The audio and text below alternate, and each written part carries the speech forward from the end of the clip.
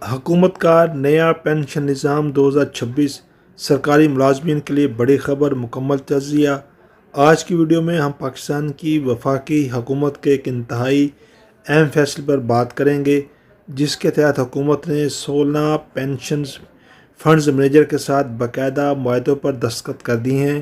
یہ معاہدے نئے contributory pension scheme defined contribution pension system کے نفاذ کے لیے کیے گئے ہیں۔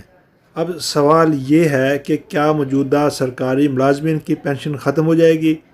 کیا نئے ملازمین کو پہلے جیسی پینشن ملے گی؟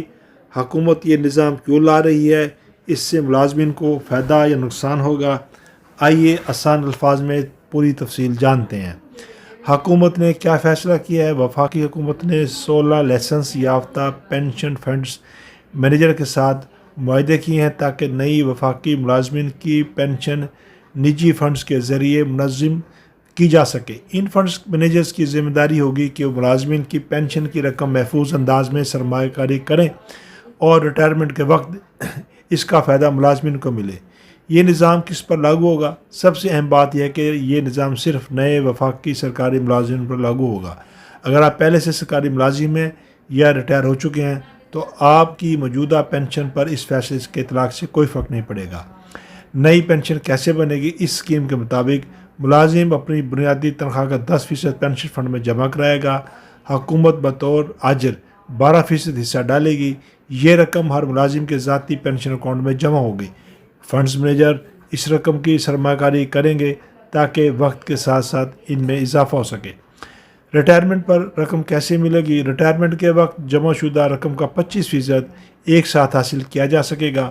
باقی رقم سے ماہانہ پینشن یا متعلقہ قوانین کے مطابق ادائیگی کی جائے گی۔ اس اسکیم میں ملازمین کے وفات اور مستقل معذوری کا انشورنس کوریج بھی شامل ہوگا۔ حکومت یہ نظام کیوں متعارف کرنا چاہتی ہے؟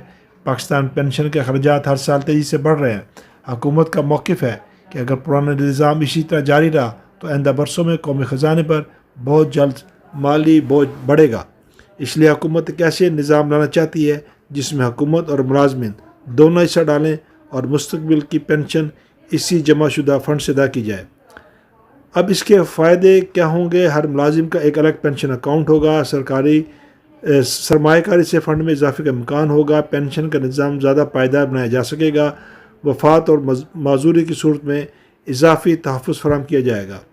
اب اس میں کیا خدشات ہو سکتے ہیں؟ کچھ ماہرین کا کہنا ہے کہ سرمایہ کاری میں منافع کی ضمانت نہیں ہوتی، مستقبل کی پینشن فنڈ کی کارکردگی پر منحصر ہوتی ہے، ملازمین کو فنڈ مینیجر کے انتخاب اور سرمایہ کاری کی نگرانی پر توجہ دینا ہوگی، اور میری قانونی رائے یہ ہے کہ بطور وکیل میری رائے میں موجودہ سرکاری ملازمین کو اس خبر سے پریشان ہونے کی ضرورت نہیں، کیونکہ موجودہ اطلاعات کے مطابق یہ نظام صرف وفاقی ملازمین کے متعارف کرایا گیا۔